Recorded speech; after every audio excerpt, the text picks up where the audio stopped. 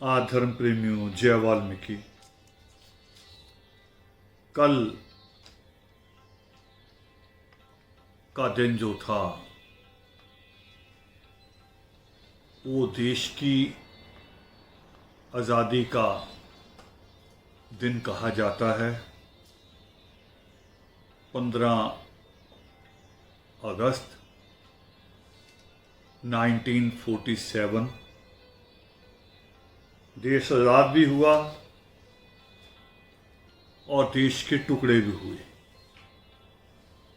दो हिस्सों में भी बटा देश। खुशी थी मगर उससे बड़ा गम था, उससे ज़्यादा दुख था। कितने परिवार उजड़े, कितनों की संपत्ति नहीं, अस्मत लूट ली गई, कितनों की लाशें मिली नहीं, कितनों की पहचानी नहीं गई। ये छोटा सा आंकड़ा नहीं, हजारों का। और उस दुख से आज भी उभर नहीं पाए हम लोग। आज भी जो हमारे बीच में जो एक ही देश रहे कभी, और आज भी उनके बीच में इतनी जो कटुता है, वो शायद आज़ादी के उन दिनों की याद करवा देती है जब ये सारा कुछ हुआ। बहुत मुश्किल था और शायद ये सारा मंजर, शायद इस सारी चीजों की सोच बाबा साहब भीमराव अंबेडकर के पास रही होगी और इसीलिए शायद उन्होंने अपने अधिकारों की बात तो की, दलित आदिवासी के हिस्सेदारी की बात तो बाबा साहब अंबेडकर ने की, मगर अलग देश की बात नहीं की। नहीं तो एक चौथा कहूं, तीसरा नहीं, क्योंकि बांग्लादेश अलग हो गया, 3 टुकड़े तो ये नजर आते। नहीं तो एक चौथा टुकड़ा और होता, पता नहीं कहां से होता, किस एरिए को गिना जाता, मगर बाबा साहब भीमराव अंबेडकर के पास एक बड़ी दूर दृष्टि थी। वो दूर तक देख सकते थे। मैंने आप लोगों को सुजेस्ट किया था एक पिक्चर देखने के लिए। पार्टीशन, अभी नई पिक्चर है, पार्टीशन 1947। ये बहुत अलग नजरिए से बनी है और उसमें ये सारा कुछ दिखाया गया है।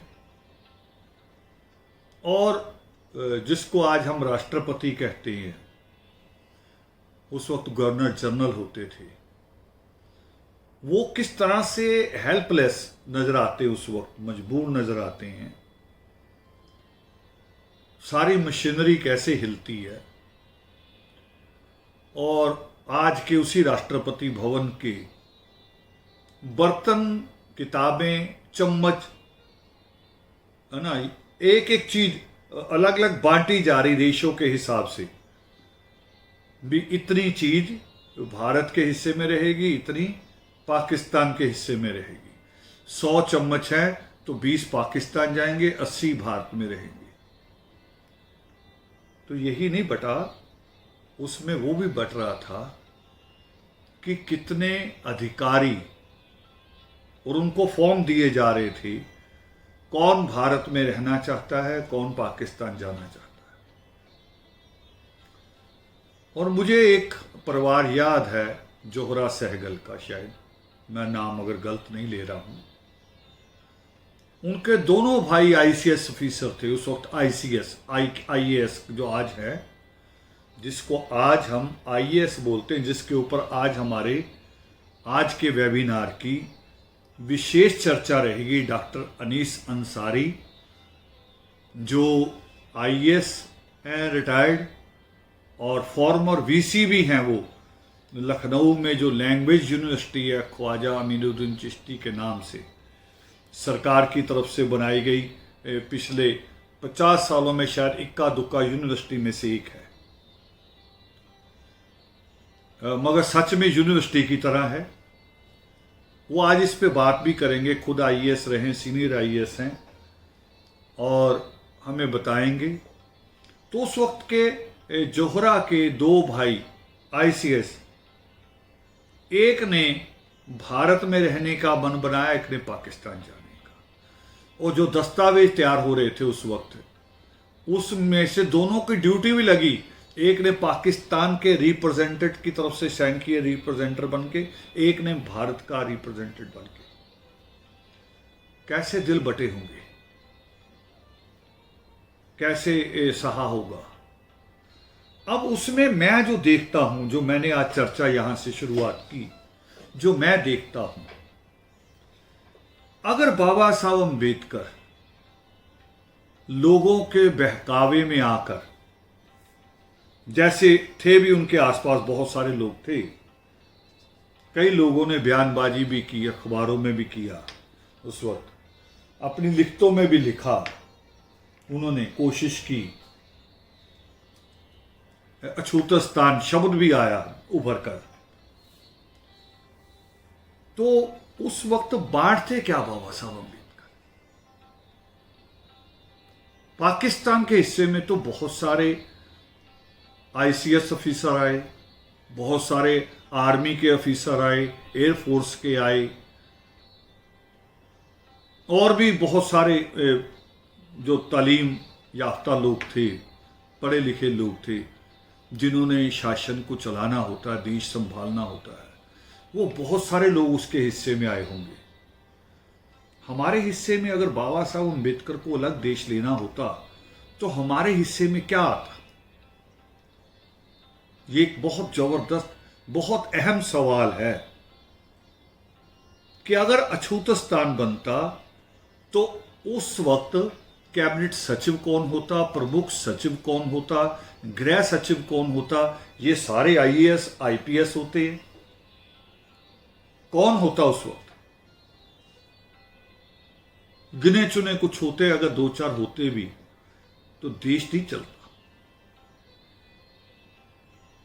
और आज भी हमारी स्थिति बेहतर नहीं है, खास तौर पे जो सफाई कामगार जातियां हैं, जिसको प्रमुख तौर पे वाल्मीकि समाज कहा जाता है, जिसमें मजबी है, मेतर है, हेला है, डोम है, डुमार है, जरामल्ली है, मुसहर है, अरुंधति राय है, कई बहुत सारे हैं, बहुत सारे नाम आते हैं उसमें।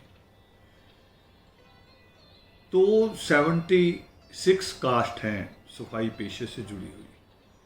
उनकी आज भी स्थिति ये है कि अभी जो आईएएस का एग्ज़ाम डिक्लेयर हुआ है, उसका जो रिज़ल्ट आया है, उसमें आज भी हम ढूंढ रहे हैं, आए हुए कई दिन हो गए हैं, अभी भी उन्हीं लिस्टों को पलट पलट के देख रहे हैं। जैसे गरीब अपनी जेब को बार बार देखता है कि कहीं से 54 अठन्नी निकल आए, हम भी वही कर रहे हैं कि कहीं से एक आईएएस, एक आईसीएस निकल आए। वो फिल्म देखना आप, पार्टीशन 1947, जरूर देखना, और उसको देखने के बाद फिर आप देखना कि हम क्या बांटते, हमारे हिस्से में क्या आता। चम्मच और थालियों से तो काम नहीं चलता, चम्मच थालियां तो आ जाती, राष्ट्रपति भवन के कालीन भी आ जाते, पर उससे काम नहीं चलता।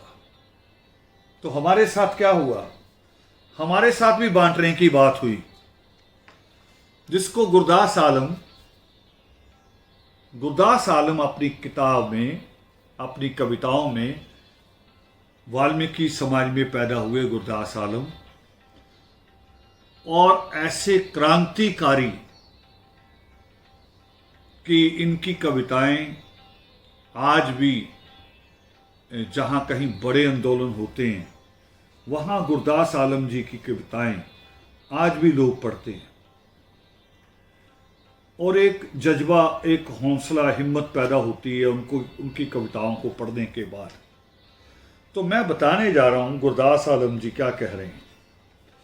गुरदास आलम जी ने एक कविता लिखी जिसका नाम था अंबेडकर। और अंबेडकर कविता में डॉक्टर गुरदास आलम जी क्या कर रहे हैं, वो बाबा साहब अंबेडकर के संघर्ष को भी दिखा रहे हैं और पार्टीशन के समय क्या क्या बटेगा। जमीन नहीं खाली बटी, जो नदियां पाकिस्तान से आती हैं या भारत से होके पाकिस्तान जाती हैं, दोनों तरफ से हैं। अगर ना समझ हो कभी देखना इसको ध्यान से। हमारा सतलुज और ब्यास फिरोजपुर में हरी के पत्तन में एक होने के बाद फिर पाकिस्तान में चला जाता है, तो बंटवारा उसका भी होता भी। इतना पानी हमें देना है पाकिस्तान को, ये नहीं कि हम उसका पानी सारा रोक के बैठ जाए। ये भी उसमें होता है कि हम ये रोक नहीं सकते।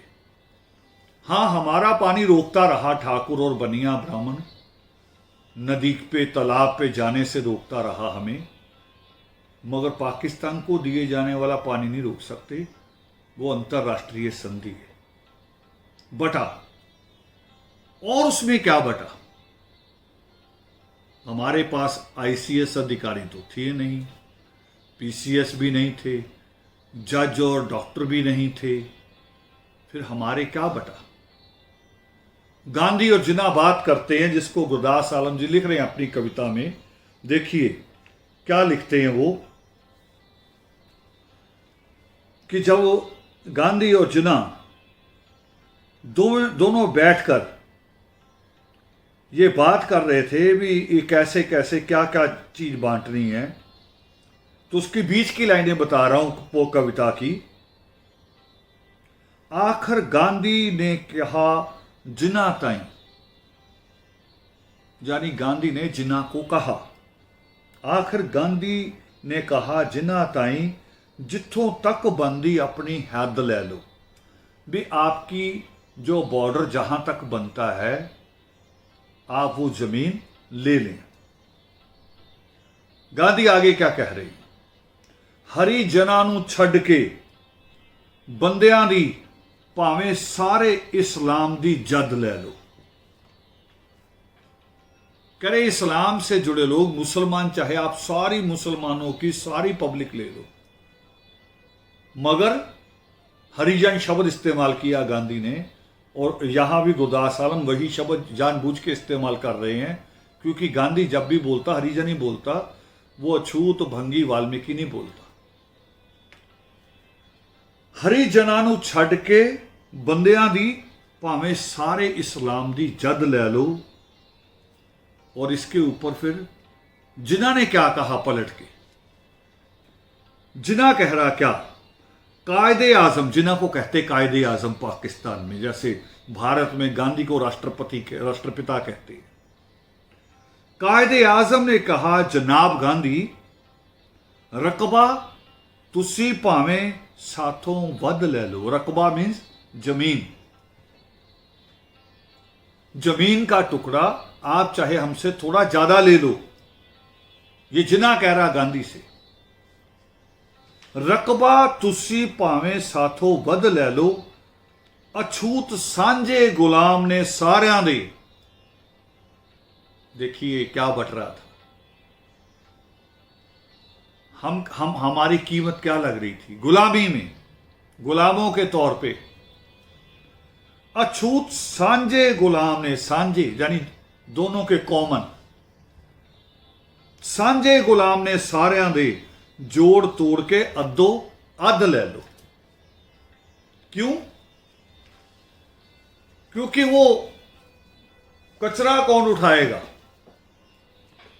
मैला कौन उठाएगा, गुलामी कौन करेगा, उनका जूता पॉलिश कौन करेगा।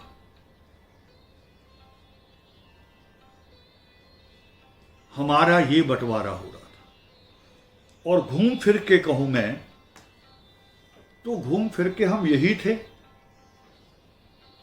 घूम फिर कर हम इतने ही थे, इतने लायक ही, और आज भी इतने ही लायक हैं, इससे आगे नहीं आए हैं। मुझे अगर सुन रहे हैं मुक्तसर से जसवीर कौर टीचर हैं, मुझे सुन रहे हैं, तो बेटे आप बिल्कुल तैयार हो जाइए, आपका टाइम है। और 12 बजे से कुछ देर पहले हम ख़त्म करेंगे, क्योंकि 12 बजे, पूरे 12 बजे का टाइम डॉक्टर अनीस अंसारी जी का है।